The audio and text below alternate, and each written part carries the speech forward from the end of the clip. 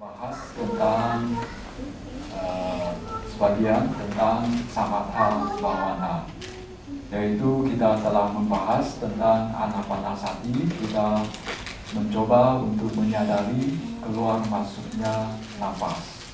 Kemudian cara-cara yang digunakan pun itu bisa menggunakan cara menghitung, kemudian bisa juga menggunakan cara menyebutkan di dalam batin keluar masuknya nafas, masuk keluar. Kemudian bisa juga hanya menyadarinya begitu saja. Ya, itu kira-kira sedikit tentang cara melaksanakan penyebutan sejumlah kata-kata tertentu, misalnya budo-budo yang dikombinasikan dengan napas, yaitu pada saat kita tarik napas kita menyebut bud, kemudian do, bud, do. Kemudian juga dibahas sedikit tentang metta bhavana. Tentu saja metta bhavana yang dibahas kemarin itu yang sangat sederhana, ya, yaitu kita hanya menyebut di dalam batin, entah menggunakan bahasa Pali sampai Satta Bhavantu Sukhitata, atau cukup menyebutnya dengan bahasa Indonesia, semoga semua makhluk hidup berbahagia. Jadi itu sebetulnya yang metta bhavana yang sangat sederhana, metta bhavana yang sesungguhnya yang sesuai dengan apa yang tercantum di dalam Visuddhimagga, itu sesungguhnya jauh lebih rumit. Tetapi bagi mereka yang baru mau mulai melaksanakan metta bhavana, itu bisa mencoba cara demikian, karena kalau langsung ke yang sangat rumit nanti malah gak bisa. Nah, itu yang telah kita singgung seminggu yang lalu. Hari ini kita akan membahas sedikit tentang vipassana bhavana. Kemudian kita juga akan membahas sedikit nanti tentang meditasi jalan. Kemudian juga kita akan membahas tentang meditasi sambil berbaring, ya, karena itu juga mungkin bisa dilakukan apabila kita misalnya menjelang tidur atau habis bangun dari tidur. Nah, sekarang kita akan ke vipassana bhavana. Apa perbedaan antara meditasi samatha bhavana dengan vipassana bhavana? Perbedaannya kalau kita lihat dalam hal tujuan yang bisa dicapai atau sasaran yang bisa tercapai, itu kalau samatha bhavana, sasaran yang tertinggi yang bisa kita capai atau pencapaian tertinggi yang bisa kita dapatkan adalah ini. Samatha bhavana kita hanya bisa mencapai jhana. Sedangkan kalau vipassana bhavana nantinya kita dikatakan bisa mencapai paling tinggi mencapai nibbana. Itu dalam hal pencapaiannya. Kemudian juga dikatakan bahwa objek dari samatha bhavana dengan vipassana bhavana juga berbeda. Sekarang kalau kita menggunakan istilah kerennya, istilah dalam Abhidhamma, objeknya di dalam samatha bhavana adalah panyati, yaitu konsep. Sedangkan objek dari vipassana bhavana adalah apa yang disebut sebagai paramatha dhamma. Paramatha dhamma kalau bahasa Inggrisnya biasanya diterjemahkan sebagai ultimate reality. Ya, kalau bahasa Indonesianya mungkin realitas yang paling hakiki, realitas yang tertinggi. Nah, itu perbedaannya. Kalau kita menggunakan istilah yang agak keren. Tapi kalau menggunakan istilah yang biasa, kalau samatha bhavana ya itu tetap konsep. Konsep misalnya gini. Misalnya kepala, tangan, kaki, kemudian atas, bawah, kemudian naik, turun. Nah, itu adalah konsep. Kemudian yang bukan konsep itu apa? Kalau paramatha di dalam Abhidhamma itu meliputi 4 hal, yaitu cita, kesadaran. Kemudian cetasika, bentuk-bentuk batin. Bentuk-bentuk batin itu apa? Contohnya biasanya ya diterjemahkan sebagai bentuk-bentuk pikiran. Tapi sebetulnya saya lebih condong ke bentuk-bentuk batin. Mungkin kemarin sudah dibahas apa perbedaan antara pikiran sama apa batin, sudah ya? Belum? Oh, ya. Ya, jadi apa? Saya lebih suka menggunakan istilah bentuk-bentuk batin. Contohnya apa? Kemarahan itu adalah salah satu wujud dari bentuk batin. Kemudian sati, ya. Kemudian juga keserakahan, perhatian itu juga merupakan bentuk-bentuk batin. Itu yang kedua. Kemudian yang ketiga adalah rupa, yaitu fenomena materi. Rupa itu seringkali diterjemahkan sebagai jasmani kalau kita dalam konteks pancakkhanda. Tetapi kalau di dalam Abhidhamma itu lebih cocok disebut sebagai fenomena materi. Sedangkan cita sama cetasika itu fenomena batin. Fenomena materi itu ya bukan, tentu saja bukan jasmani kita. Di dalam Abhidhamma itu terutama merupakan dia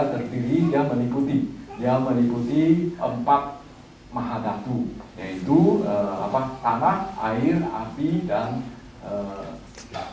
angin. Nah, yang dimaksudkan dengan tanah pun itu bukan tanah biasa, yaitu sifat-sifat dari sebetulnya sifat-sifat dari tanah, yaitu dia memiliki 6 sifat. Ya, jadi bukan bendanya, tetapi sifatnya. Justru dalam hal ini, kalau dalam pengertian Paramatha Dhamma, ultimate reality, itu hanya berupa sifat saja, yaitu sifat berat, ringan, keras, lunak, kemudian kasar dan licin. Kemudian air, api misalnya, itu sifatnya adalah panas dengan dingin, jadi bukan apinya. Ya. Kemudian kalau angin, dia bersifat, ada 2 sifat, yaitu yang bersifat statis dengan dinamis. Yang bersifat statis itu dia bersifat menopang. Yang bersifat dinamis itu dia bersifat menggerakkan. Ya, jadi 2 angin. Kemudian air dia bersifat kohesif, mengikat. Kemudian juga yang sifat yang kedua adalah mengalir.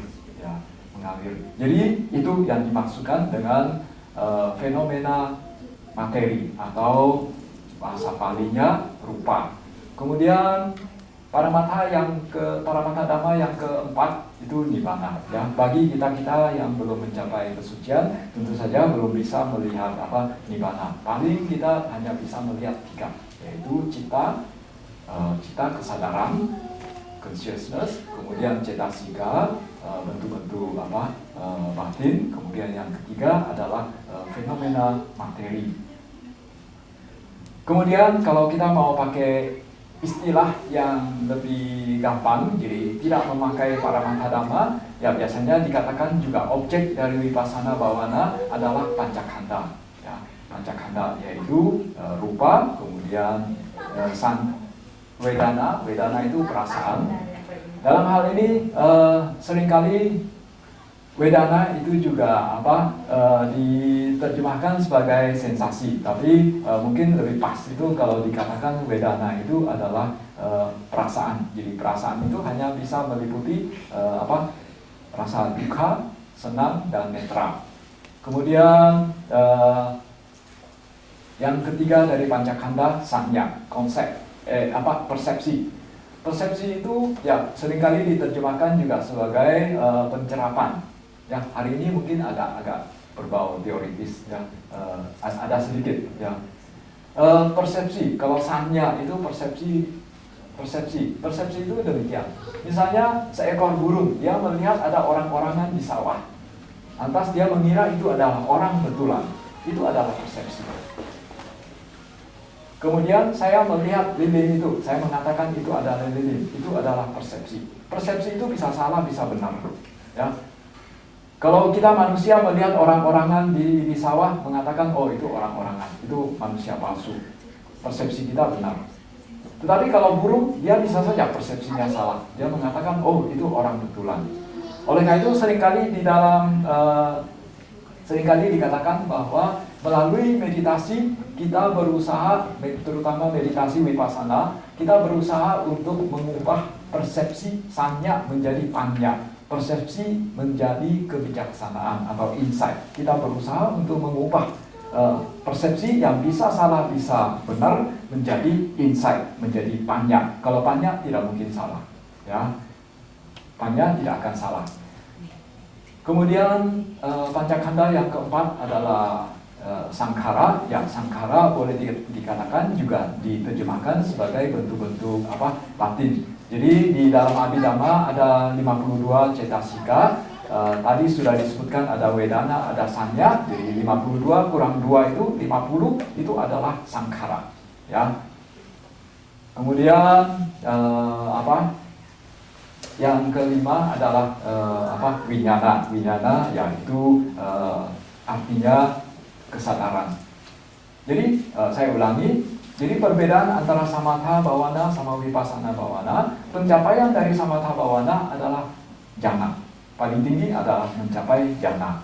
Kemudian vipassana bawana pencapaian tertingginya adalah nibbana. Kemudian dalam hal objek dalam samatha bawana adalah konsep. Ya, jadi misalnya apa?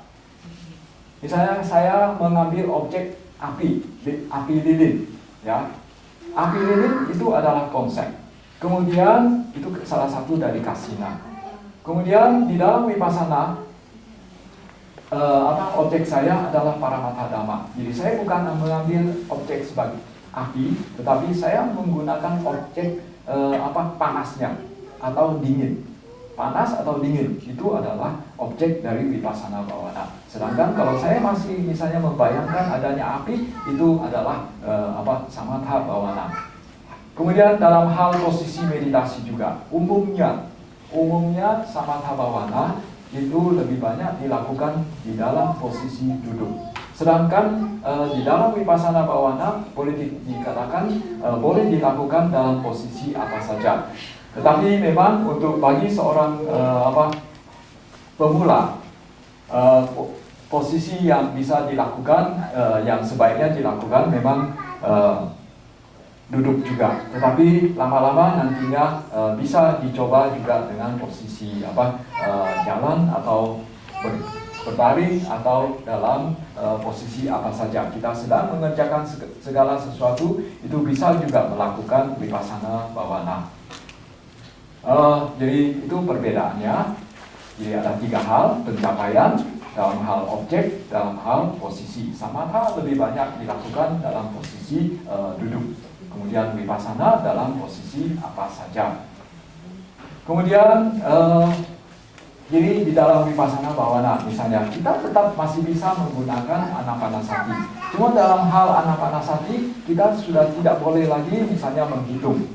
Karena kalau masih menghitung 1, 2, 3 itu berarti kita masih dalam lingkup samatha bawana. Kita juga tidak boleh menyebut di dalam batin masuk keluar ya.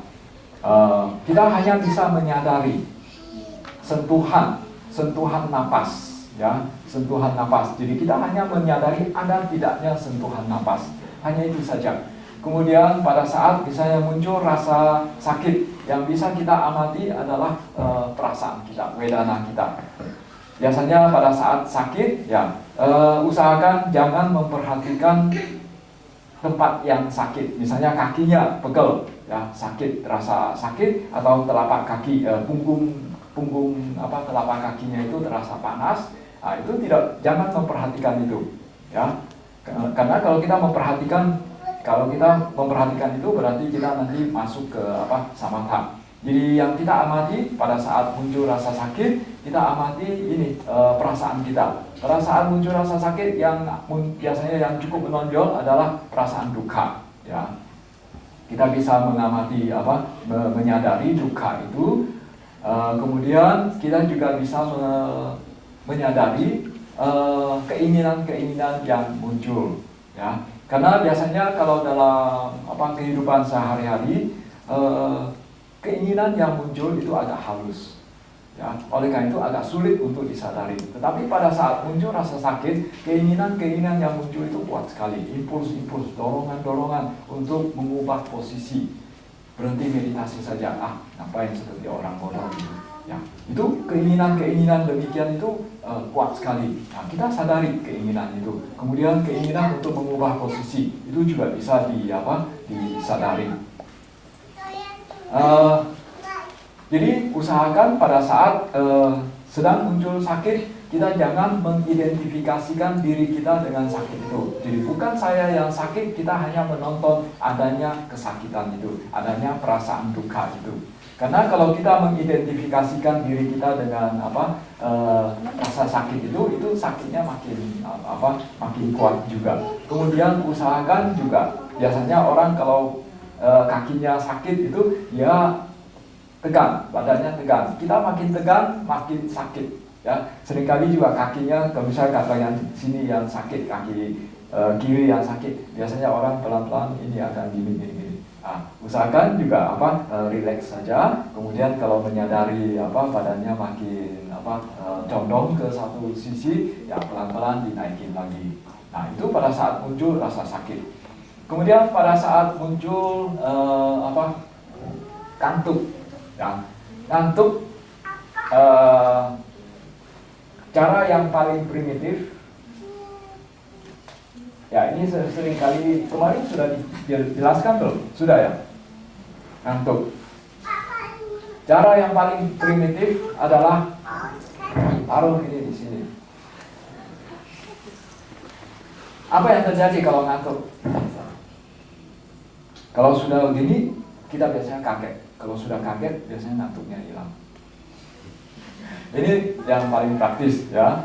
Kalau di rumah biasanya boleh ya, boleh saja coba. Cuma kalau di depan umum itu kepalanya ditaruh gitu ya, orang kira lagi ngapain gitu. Ya.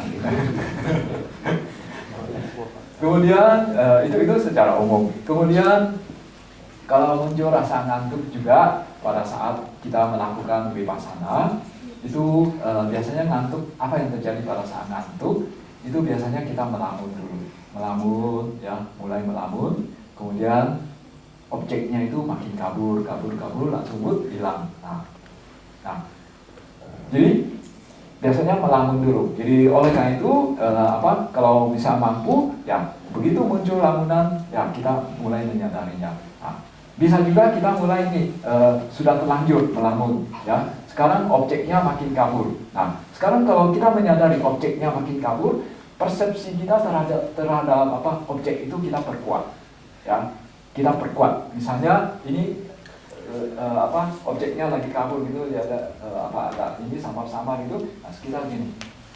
Nah, itu kita melihat dengan mata biasa. Tapi tentu saja pada saat vipassana kita melihat dengan mata batin, ya. Objeknya itu kita perkuat ini ya, persepsinya. Itu cara yang kedua. Kemudian cara yang lain adalah kita mencoba untuk melihat proses ngantuknya itu. Jadi ngantuknya itu mulai prosesnya bagaimana. Kadang ada orang mulai dari sini dulu berat-berat itu, lalu matanya juga sini makin berat-berat, lalu hilang gitu. Nah, amati prosesnya bagaimana. Tahu, mulai dari titik mana kita hilang ininya, kesadarannya. Ya. Jadi biasanya dengan cara demikian itu juga bisa mengatasi ngantuk. Kemudian seringkali ada orang dia meditasinya itu sore atau malam hari pada saat setelah pulang kerja. Ya. Memang biasanya habis pulang kerja badannya capek, ya udah setiap kali kalau sore meditasi, malam meditasi udah pasti ngantuk gitu.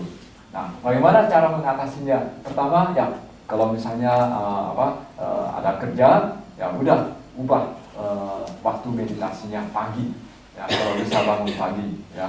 Kemudian juga kadang-kadang ya kalau misalnya memang pagi juga biasanya belum terbiasa bangun pagi, biasanya bangun jam 5, jam 6 itu masih ngantuk, itu malah juga bisa ketiduran.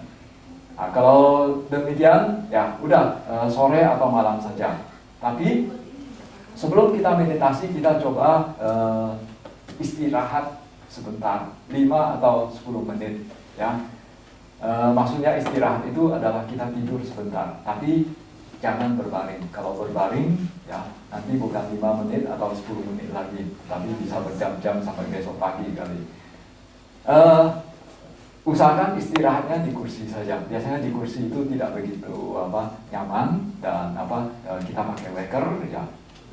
Kita istirahat 5 sampai 10 menit, udah agak segar, lalu mulai ini lagi kita mulai meditasi. Biasanya itu bisa mengatasi rasa ngantuk ya. Jadi itu kira-kira cara mengatasi ngantuk. Nah sekarang apa lagi ya kalau vipassana ya, itu kira-kira tentang vipassana. Metode vipassana banyak sekali macamnya ya. Jadi itu hanya secara umum saja yang saya jelaskan. Di Indonesia yang metode yang paling populer saya pikir saat ini adalah metode Mahasi, yaitu mengamati kembang kepis perut ya, naik turunnya perut. Tetapi bagi sejumlah orang dia mengalami sedikit kesulitan untuk mengamati naik turunnya perut. Oleh karena itu bisa coba menggunakan mengamati sentuhan napas ya. Kalau menggunakan metode Mahasi, kita mengamati naik turunnya perut, kuncinya adalah kita bukan memvisualisasi perut itu, yang kita sadari adalah gerakan perut itu, yaitu kita mengamati unsur anginnya. Unsur angin itu ada gerakan. Jadi itu kuncinya. Kita mengamati gerakannya, ya, gerakannya, bukan ke penyebutan naik turunnya. Penyebutan naik turun itu sebetulnya itu adalah ada sedikit bau samatha, ya, ada sedikit bau samatha. Tetapi ya tidak usah juga merasa bahwa itu samatha berarti tidak bagus. Tidak juga, karena itu memperkuat konsentrasi. Kalau misalnya konsentrasi kita kurang, itu kita sebetulnya tidak bisa melakukan vipassana. Kita belum bisa melihat Paramatha Dhamma. Kalau konsentrasinya masih kurang, tidak bisa melihat Paramatha Dhamma. Hanya setelah mencapai konsentrasi tertentu saja, kita baru mulai bisa menyadari, bisa mengamati Paramatha Dhamma. Oleh karena itu, metode Mahasi sebetulnya salah satu keunggulannya itu dia ada labeling. Dengan labeling itu dia memperkuat konsentrasi sebetulnya, ya. Karena konsentrasinya kuat sehingga dia lebih cepat menyadari, lebih cepat bisa melihat Paramatha Dhamma. Oleh karena itu, bagi mereka yang melakukan retreat Mahasi, biasanya cukup cepat melihat hasilnya. Tetapi kalau metode Mahasi, kalau misalnya melakukan berbulan-bulan, kadang-kadang untuk orang tertentu itu juga bisa menimbulkan stres juga, karena dia terlalu konsentrasi. Jadi itu yang paling populer di Indonesia, metode Mahasi. Kemudian yang berikut yang cukup populer adalah metode Goenka, yaitu mungkin di sini, di dekat sini katanya ada, yaitu melakukan scan dari kepala sampai kaki. Dan itu terutama sangat bagus untuk mereka yang baru mulai melakukan meditasi. Jadi kalau misalnya mau melakukan shopping metode meditasi, yang pertama-tama bisa dicoba adalah metode Goenka ini. Karena bagi mereka yang belum terbiasa duduk dalam jangka waktu lama, biasanya dengan melakukan metode Goenka ini, ya, karena dia scan dari kepala sampai kaki itu membuat batin kita sibuk. Itu bisa membuat orang yang mungkin dalam keadaan biasa itu duduk 1 jam itu tak terbayangkan. Nah, itu bisa membuat orang tahan duduk sampai 1 jam atau 1,5 jam. Ya, jadi bisa dicoba kalau mau pertama kali melakukan retreat, bisa dicoba metode Goenka ini. Kemudian di Indonesia belum ada metode ini. Di Burma ada lagi metode yang lain, yaitu metode Sun Lun, ya. Metode Sun Lun mungkin bisa dilihat di buku apa ya, buku karangan dari siapa? Ada 2 orang, kalau nggak salah kira-kira ya, contemporary Buddhist master, meditation master atau apa gitu. Di dalamnya ada Camca, ada apa-apa gitu, ada puluhan 20-an guru meditasi. Di dalamnya itu salah satunya itu ada disebutkan, yaitu Sunun Sayadaw. Metode Sunun itu caranya agak unik ya, mungkin bagi mereka yang belum terbiasa ya merasa itu agak aneh gitu ya. Jadi napasnya itu berat ya.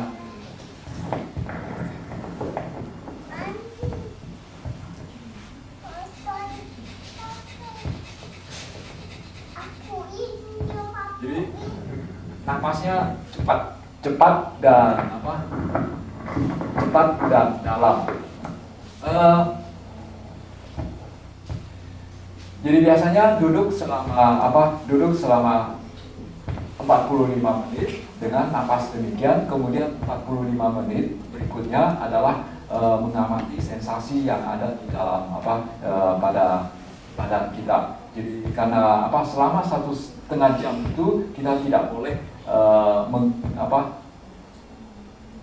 menggerak-gerakkan, tidak boleh mengubah posisi, sehingga yang terjadi biasanya adalah rasa sakit ya. Kemudian ada lagi yang metode mogok. Kalau mogok itu lebih banyak mendengarkan ceramah ya. Kalau retret itu selama 7 hari biasanya hanya 1,5 jam meditasinya. Jadi 1/2 jam, kemudian pagi 1/2 jam, siang 1/2 jam, kemudian malam 1/2 jam. Jadi itu kira-kira sekilas metode Vipassana yang ada. Jadi boleh nanti memilih yang mana yang lebih cocok. Ini karena waktunya udah mungkin nanti rencananya gini, kita duduk selama 1/2 jam, kemudian diskusi selama 1/2 jam.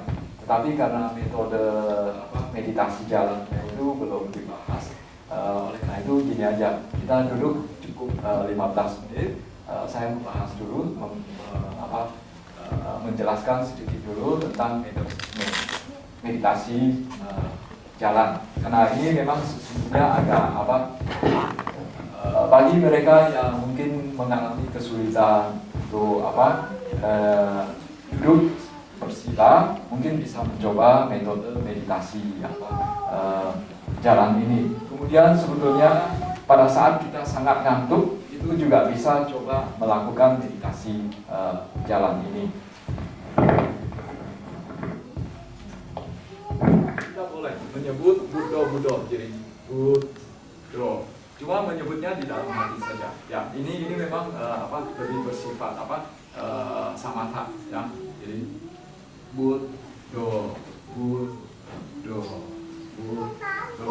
Atau bisa juga menyebut kiri kanan. Jadi kiri kanan. Atau bisa juga hanya menyadari sentuhan telapak kaki dengan lantai. Hanya mengetahui ada sentuhan atau tidak. Hanya mengetahui sentuhan saja. Kemudian kalau yang metode Mahasi ya memang itu lambat sekali. Jadi kita melakukan penyebutan di dalam batin yang akan cepat 3 tahap, yaitu naik, dorong, turun, naik, dorong, turun, naik, angkat, dorong, turun, boleh angkat, demikian dan seterusnya. Jadi itu tentang meditasi jalan. Kemudian yang berikut adalah tentang meditasi sambil berbaring. Meditasi sambil berbaring ini ada 2. Kalau misalnya tujuan kita adalah menjelang tidur, dan kita memang tujuannya supaya nanti bisa tidur, tetapi sebelumnya kita ingin meditasi sebentar dulu, jadi boleh melakukan ini, yaitu kita berbaring sambil posisi bagian Ya, kanan di bawah. Ya, jadi tidak usah menggunakan gaya apa ini ditopang gitu. Biasa saja, karena kalau ini ditopang kan nanti nggak bisa tidur malah. Jadi biasa saja. Pakai bantal kira-kira selebar ini, kemudian tangan kita taruh ini.